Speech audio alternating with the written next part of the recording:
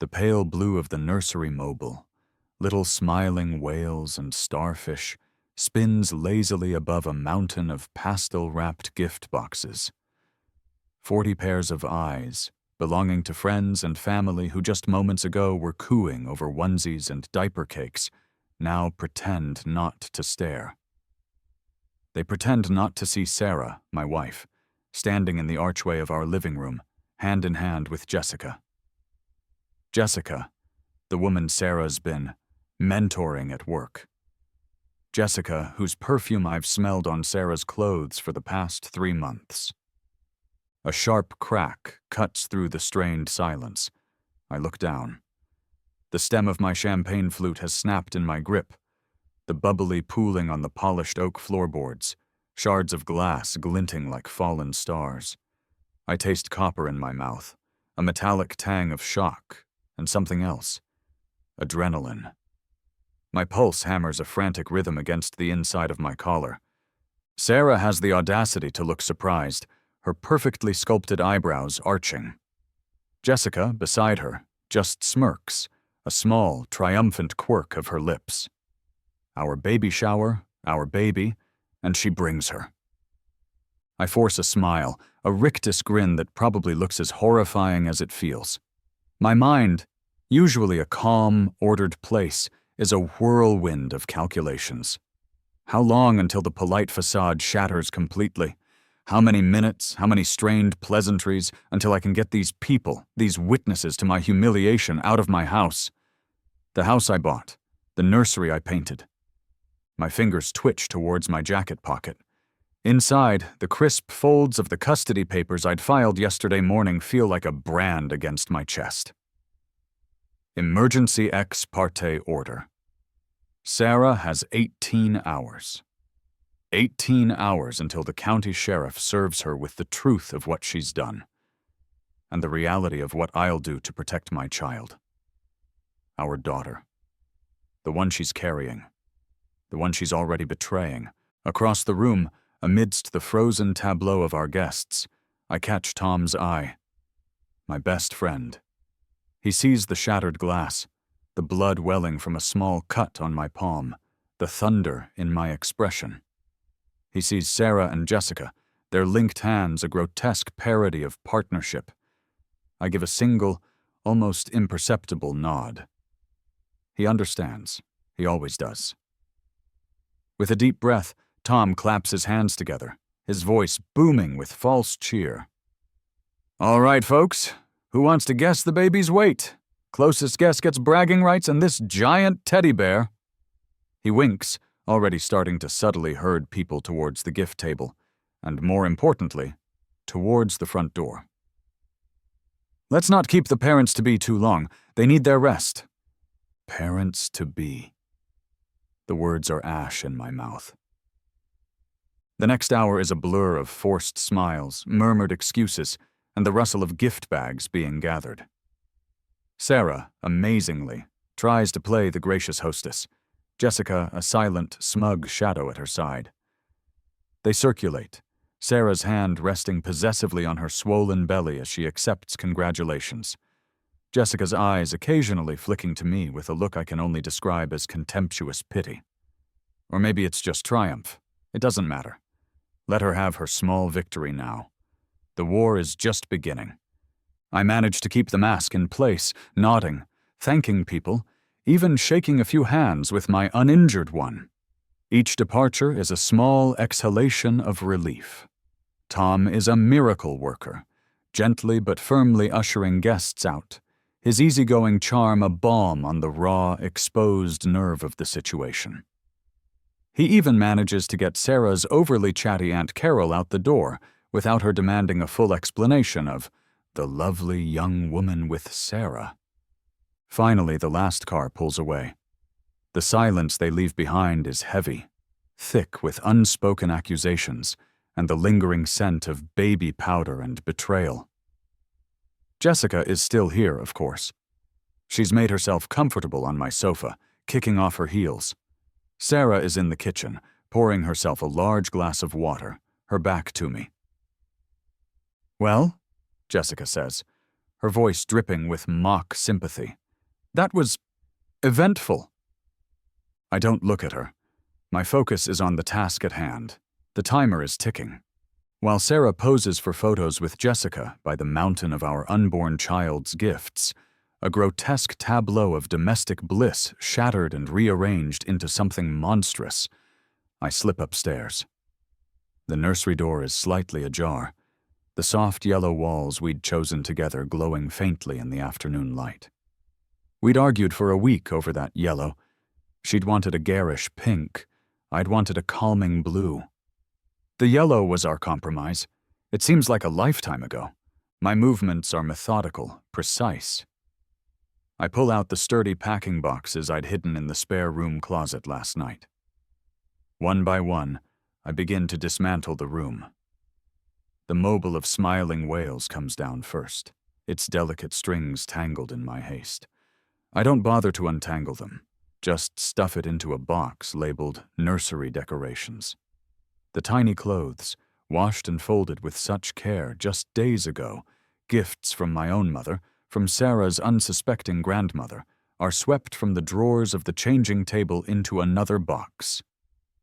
Nursery, clothes 0, 3 months.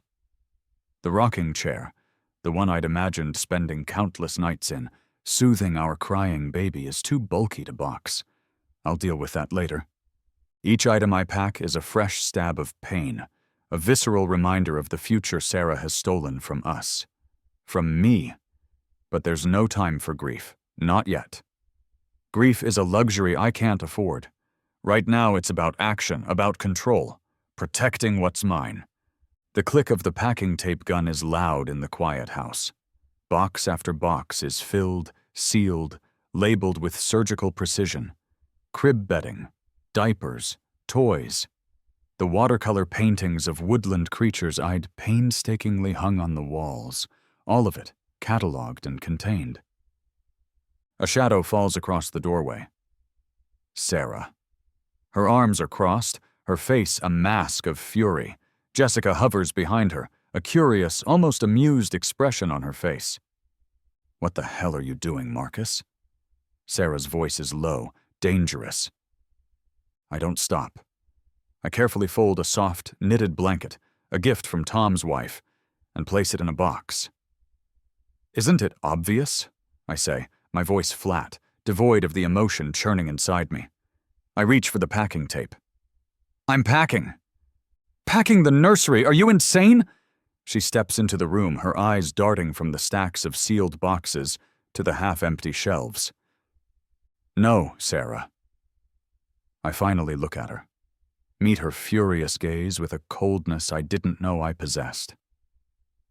I think, for the first time in a long time, I'm perfectly sane. I seal another box with a decisive rip of tape. I'm protecting what's mine. "Protecting it from me?" Her voice rises, incredulous. "I'm her mother, Marcus." "And I'm her father," I counter, my voice hardening, a fact you seem to have conveniently forgotten. Jessica chooses that moment to speak, her tone smooth as silk. "Don't you think you're overreacting, Marcus? Sarah was just introducing me to her friends.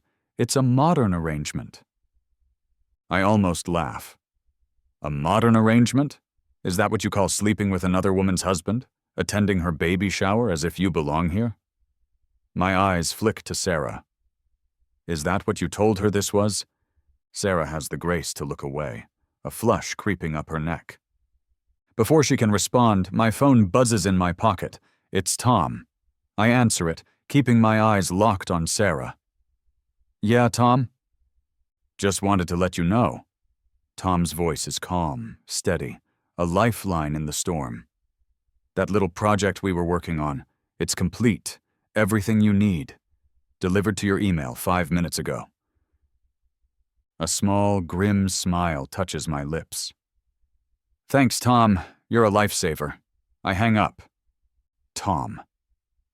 For months, ever since I'd first voiced my suspicions about Jessica, about the late nights at the office, the hushed phone calls, the sudden new lingerie that wasn't for my eyes, Tom had been my confidant, my investigator.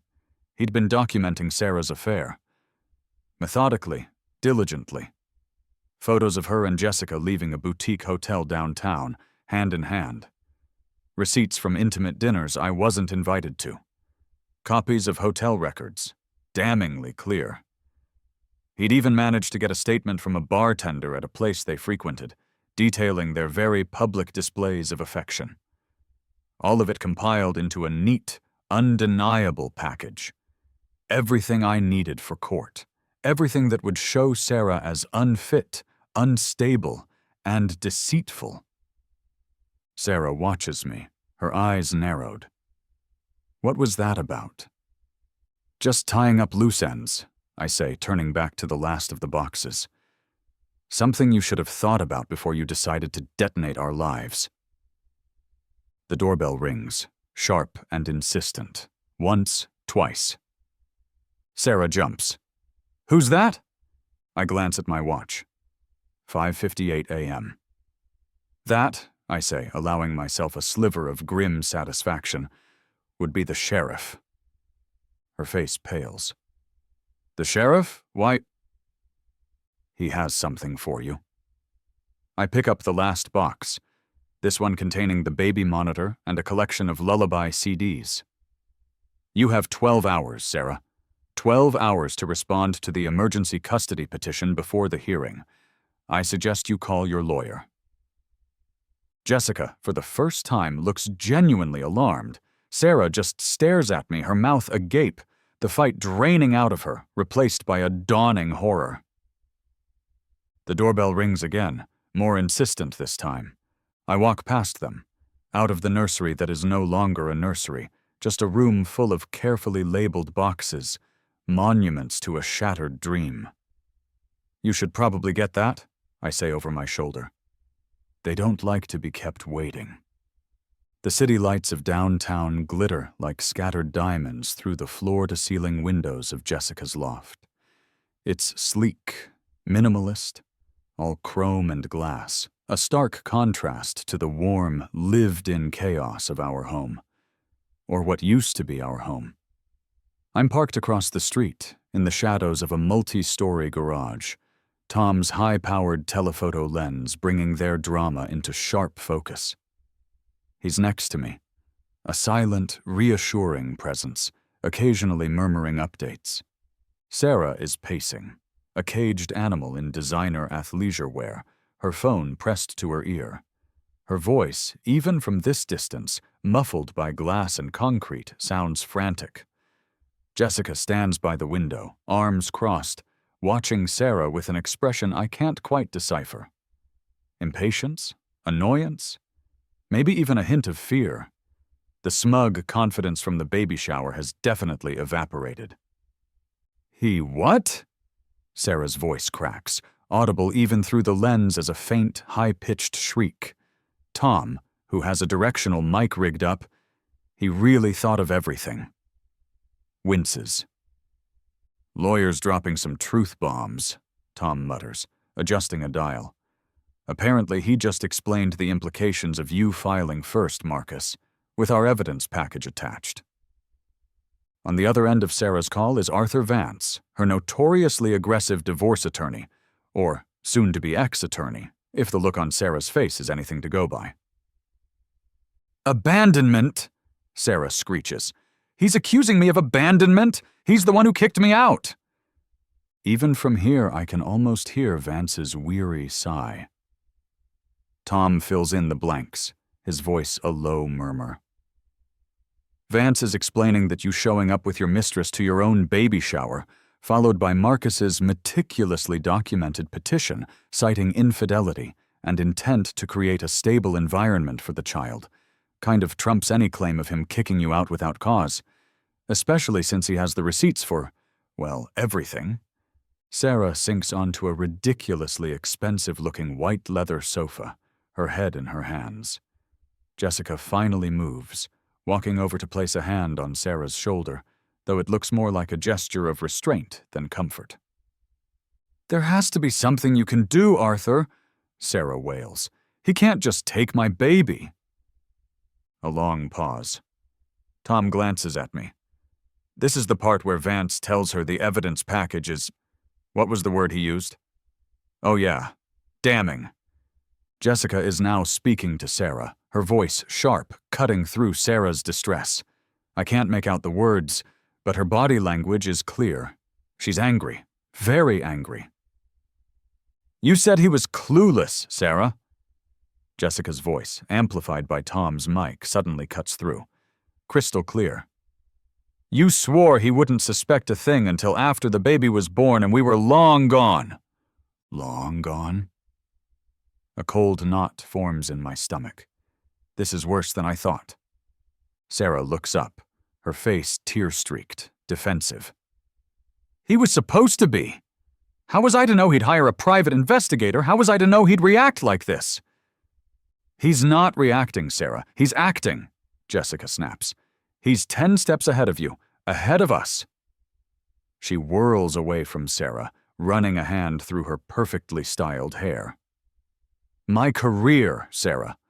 If this gets messy, if my name is dragged through the mud because your husband is surprisingly competent…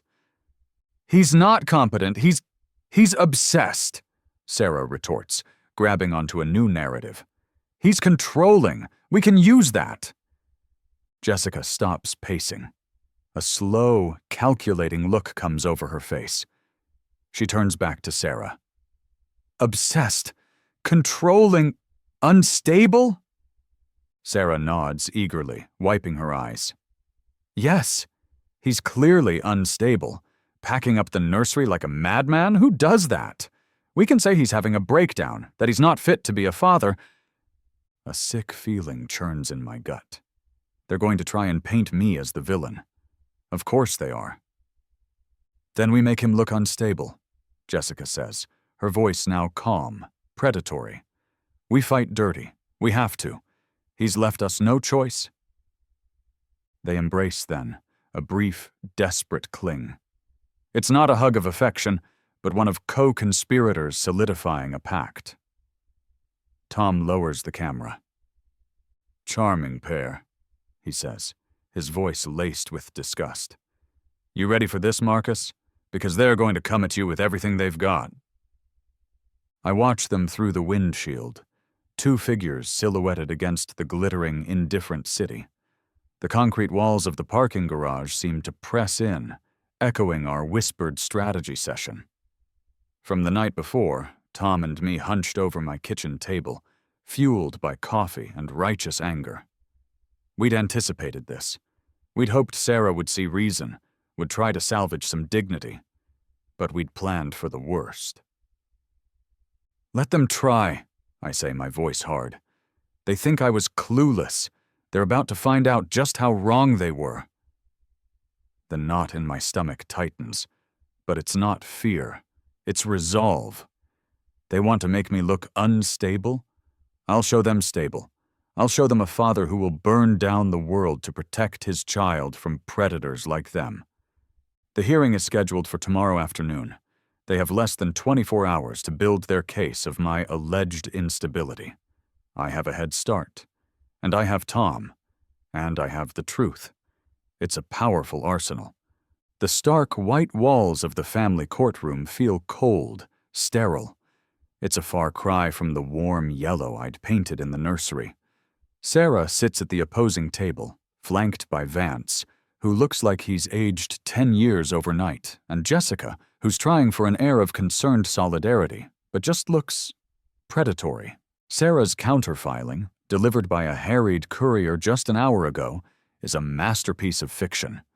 It paints me as emotionally volatile, prone to fits of rage, controlling and manipulative.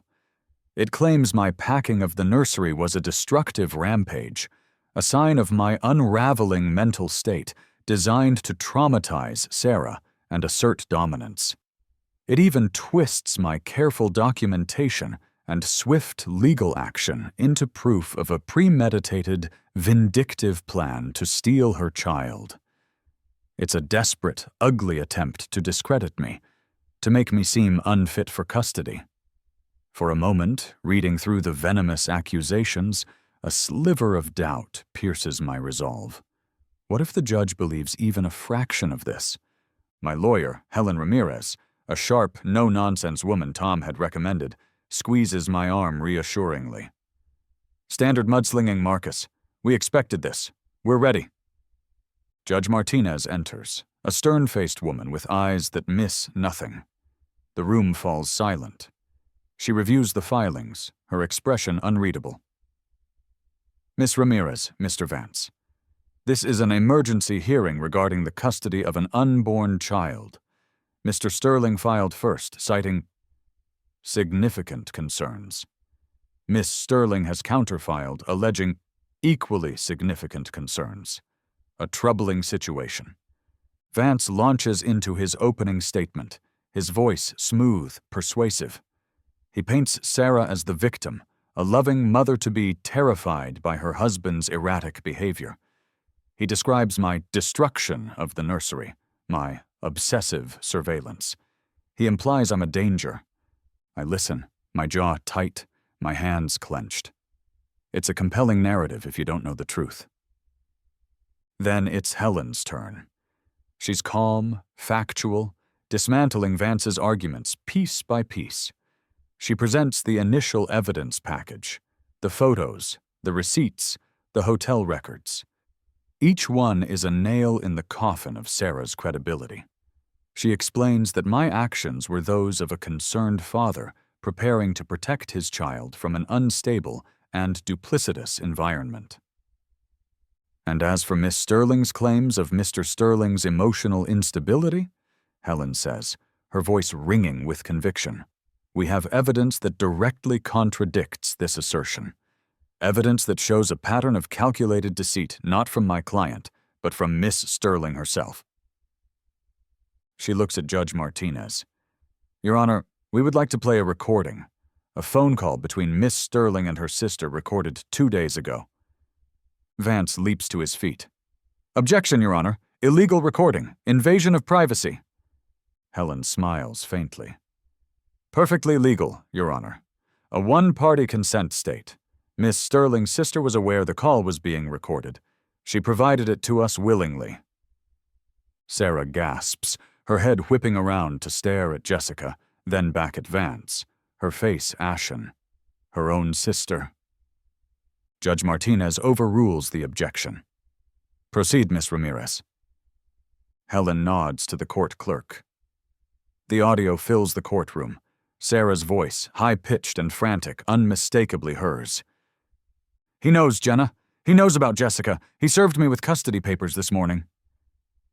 Jenna's voice, calm and disapproving. Sarah, what did you expect? You brought the woman to your baby shower. How could you be so stupid? I don't know. I panicked. Jessica said he was clueless, that we could handle him. But he's packing up the nursery, Jenna. He's acting crazy. Jenna's sigh is audible. Is he acting crazy, Sarah? Or is he finally reacting to you acting like a fool for months? You've been having an affair. You lied to him. You were planning to… What was it? Move to Chicago with Jessica and the baby after it was born and not tell him? A choked sob from Sarah on the recording.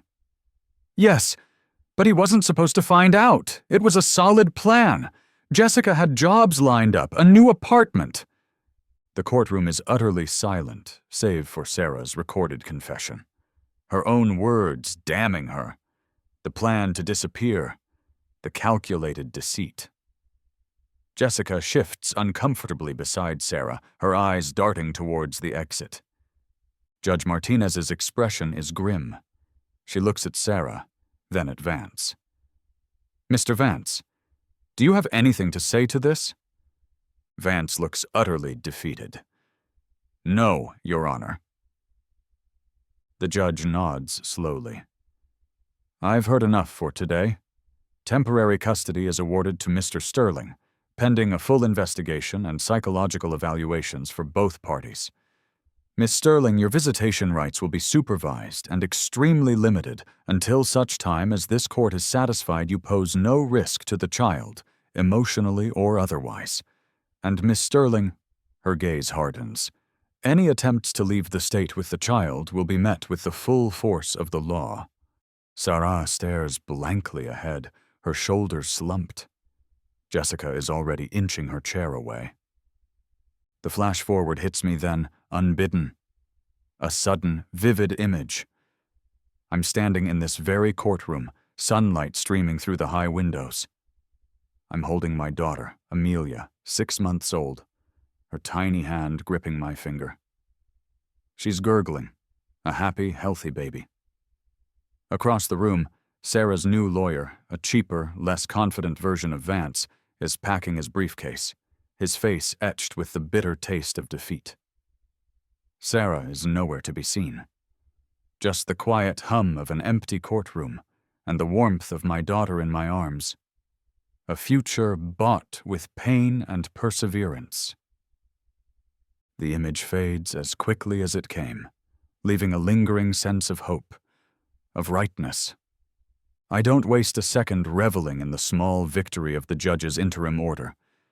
There's no time for betrayal to fester. No time for the sting of Sarah's accusations to linger. As soon as Judge Martinez adjourns, I'm on my phone, dialing Helen. "Helen, that recording," I say, my voice low, urgent, as I step out into the courthouse corridor. "I need a copy, and I need you to arrange a conference call. Sarah's parents, her sister Jenna. I want them to hear it directly from you. I want them to know exactly what their daughter was planning." Helen doesn't question it. "Consider it done, Marcus. They need to understand the gravity of the situation. It might be the only thing that makes Sarah see sense. If Sarah won't protect our child, I will. And I'll use every tool, every ally, every piece of her own deceit against her to do it. Her family needs to know who she's become. They need to know she was going to steal her own child, my child, and vanish. Maybe then, they'll stop enabling her. Maybe then, they'll finally see the Sarah I now see. A stranger wearing my wife's face. The polished marble floors of the courthouse gleam under the harsh fluorescent lights. It's 1:45 p.m. The emergency hearing Judge Martinez scheduled is in 15 minutes.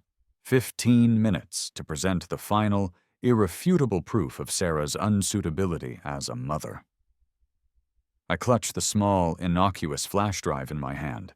It feels cold, heavy with the weight of betrayal it contains.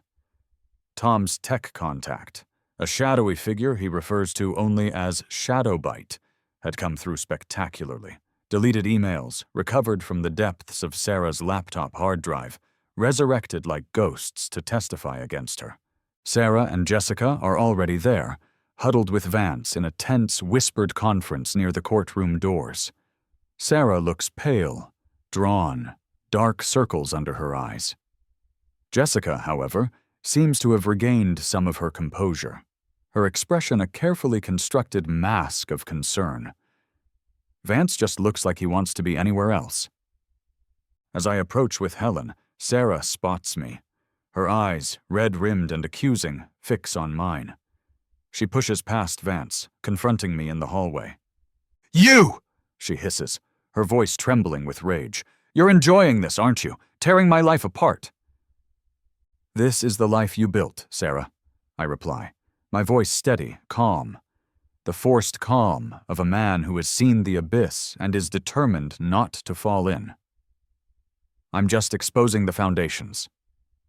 "Exposing? You hacked my computer. That's illegal. You violated my privacy." Helen steps forward slightly. "Actually, Miss Sterling, the laptop in question was a shared household asset, purchased with joint funds. Mr. Sterling had every right to access it, especially given his concerns about your activities and the welfare of your unborn child." Sarah sputters, momentarily silenced by the legal accuracy. Jessica places a restraining hand on her arm. "Sarah, don't. Let Arthur handle this." "Handle what?"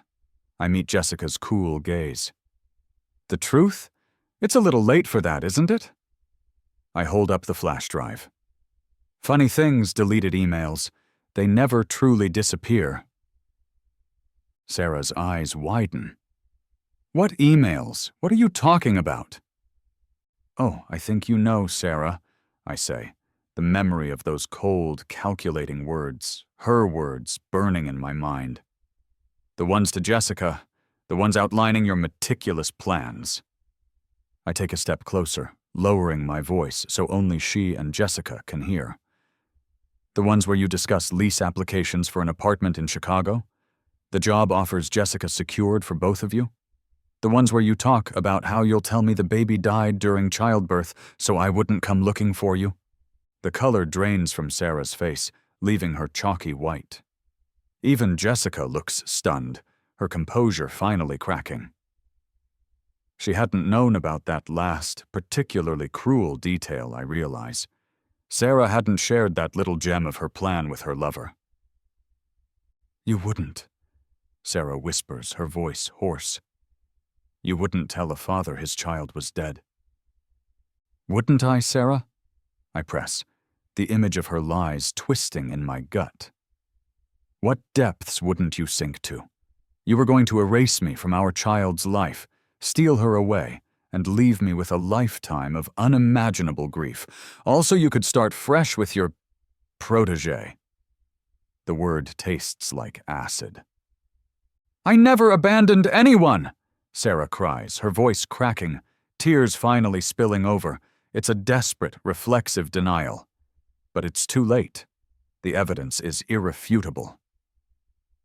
"Then explain the lease application for the Chicago apartment in both your names, signed and dated 3 weeks ago," I say, my voice like ice. "Explain the pediatrician you'd already selected in Lincoln Park. Explain the one-way flight confirmations for 2 weeks after your due date. Each detail is a hammer blow." Sarah flinches, speechless. Jessica stares at her, a horrified, dawning understanding in her eyes. She's realizing just how deep Sarah's deceit ran, how much she herself had been manipulated. The courtroom doors open. Judge Martinez's clerk calls out, "All parties for Sterling versus Sterling, please enter the courtroom." Helen gives me a nod. "It's time, Marcus." As we walk in, Vance is frantically whispering to Sarah, who looks utterly broken. Jessica stands apart, her face pale, her eyes fixed on Sarah with a look of cold fury. The alliance, it seems, is well and truly shattered. Judge Martinez looks down at us from the bench, her expression severe. "Mr. Sterling, Miss Ramirez, you indicated you have new evidence of a time-sensitive nature?" Helen nods. "We do, Your Honor. Emails recovered from Miss Sterling's personal laptop, detailing a concrete plan to abscond from the state with the child immediately after birth, to conceal the child's whereabouts from Mr. Sterling, and to fraudulently inform him of the child's demise." A collective gasp ripples through the small, packed courtroom. Sarah's parents, who I'd ensured were present, look stricken. Her mother covers her mouth, her eyes wide with horror. "This evidence," Helen continues, her voice ringing with authority, "demonstrates an immediate and severe flight risk, as well as a profound level of premeditated deception that speaks directly to Miss Sterling's character and fitness as a parent. We have copies for the court and for opposing counsel." She hands the flash drive to the clerk. Judge Martinez's gaze is like granite as she accepts the drive. She looks at Sarah, then at Vance. "Mr. Vance, I trust you have a compelling explanation for this." Vance, looking like a man who's just seen his career flash before his eyes, can only shake his head. "Your Honor, we were not aware of these specific communications." He throws a venomous glare at Sarah. The judge nods slowly, her lips a thin, hard line. "I see." She glances at the clock. "Given the extreme nature of these allegations and the potential imminent risk to the child, I am expediting this hearing. We will review this evidence now. Be seated." 4 hours. 4 hours before Sarah could potentially act on her desperate plans. 4 hours to lay bare the full extent of her betrayal and secure my daughter's future. The flash drive is plugged in. The courtroom waits. The silence is deafening. The courtroom is a pressure cooker. the air thick with unspoken accusations and the raw, palpable grief of Sarah's own family. Her mother, a woman who had always treated me like a son, sits in the front row, her face a mask of disbelief and sorrow. Her testimony, just moments ago, had been the killing blow. "Yes," Mrs. Henderson had said, her voice trembling but firm, when Helen asked if Sarah had ever discussed her plans for after the baby's birth. She told me she was unhappy, that she felt trapped." Tears streamed down her face. "She said she and Jessica were planning to move away, to Chicago, to start over. She said Marcus would never understand, that he'd try to stop her." Helen's voice was gentle. "Did she mention how she planned to prevent Mr. Sterling from stopping her, Mrs. Henderson?" A choked sob. She said it would be easier if he thought the baby—" She couldn't finish the sentence, her composure crumbling. Her husband, Sarah's father, put a comforting arm around her, his own face grim. The weight of that confession, a mother admitting her own daughter's cruel intentions, hangs heavy in the room. Sarah stares at her hands, refusing to meet anyone's eyes. Jessica is gone, having made a swift exit after the email evidence was presented, muttering something about needing her own lawyer. Vance looks like he's aged another decade. Now it's the final confrontation. Judge Martinez has allowed a brief, final statement from both Sarah and me before she delivers her ruling on permanent custody. I stand, my hands gripping the edge of the table. My voice, when I speak, is low, raw with the pain of the last few months, but steady. "Did you ever love me, Sarah?" I ask. The question that has haunted my sleepless nights. She finally looks up, her eyes hollow. "I thought I did," she whispers, her voice barely audible. "A long time ago, before I realized I didn't know who I was."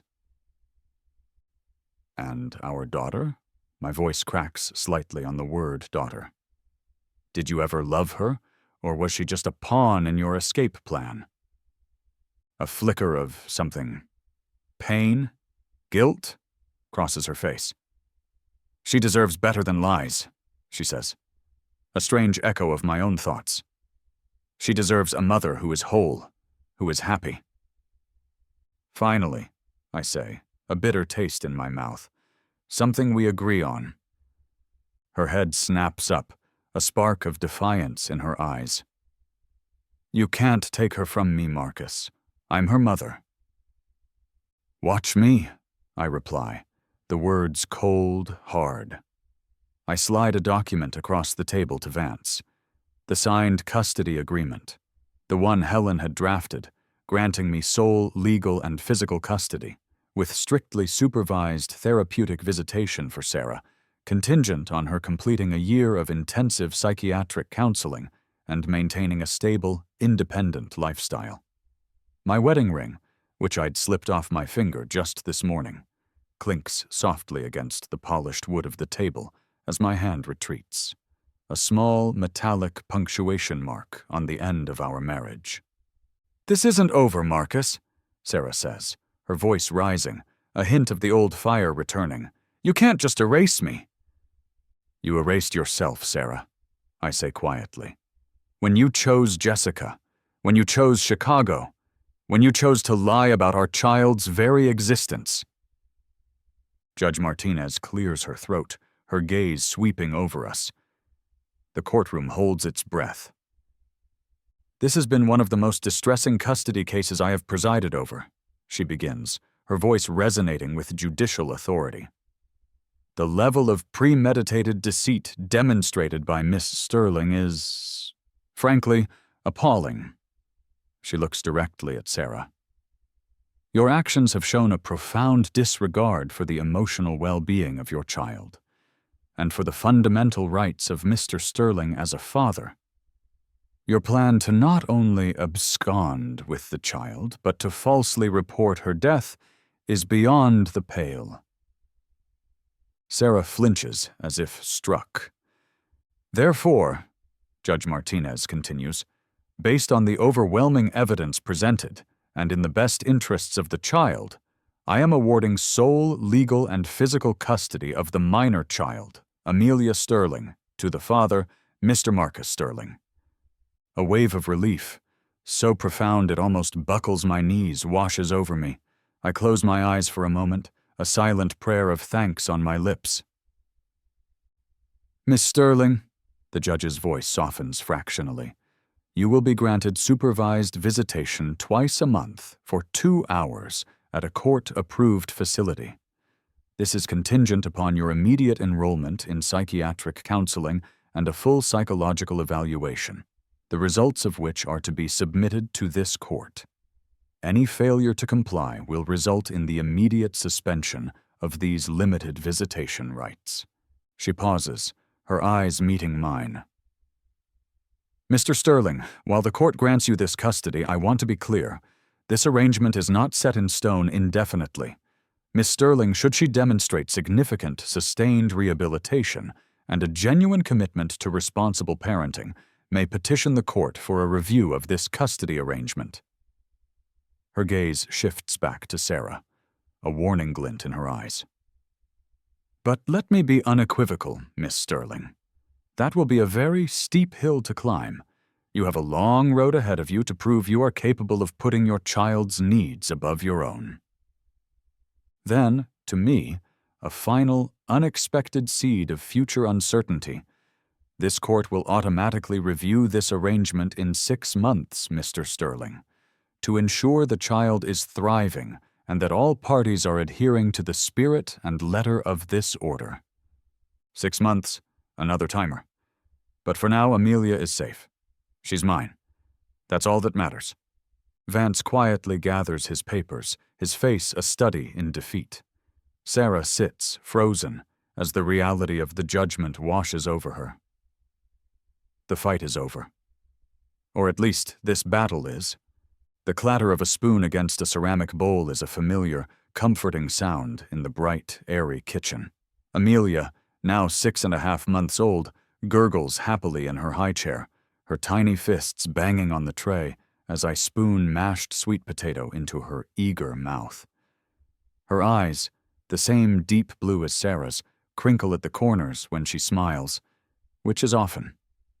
She is a happy baby, a testament to the peace and stability I've fought so hard to give her. The past 6 months have been a whirlwind of diapers, late-night feedings, first smiles, and an overwhelming, all-consuming love I never knew I was capable of.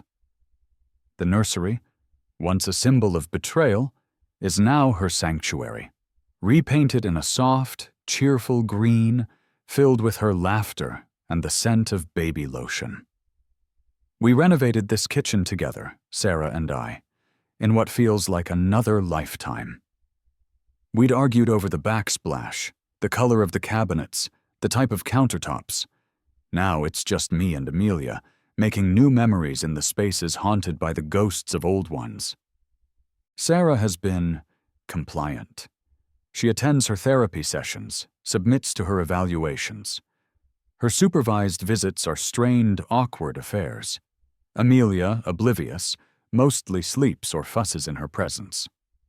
Sarah watches her with a hunger, a desperation that makes my stomach clench. She's alone now. Jessica, true to form, vanished shortly after the final hearing, her career ambitions outweighing any lingering loyalty to Sarah.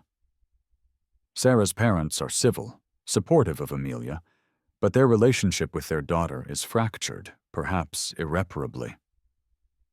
Through the kitchen window, overlooking the driveway, I see a familiar car pull up. Sarah's beat-up sedan. She's early for her scheduled therapy debrief with the court-appointed social worker, a meeting I'm obligated to attend briefly. She's alone. I watch as she kills the engine, her silhouette small, almost fragile, behind the wheel. She doesn't get out immediately, just sits there, staring at the house. Our house. The house where we built a life, and where she systematically dismantled it. Amelia lets out a happy squeal, demanding another spoonful of sweet potato. I turn back to her, my heart swelling. All right, my little sweet pea, here it comes. When I glance back out the window, Sarah is finally out of the car. She walks slowly up the driveway, her gaze fixed on the front door.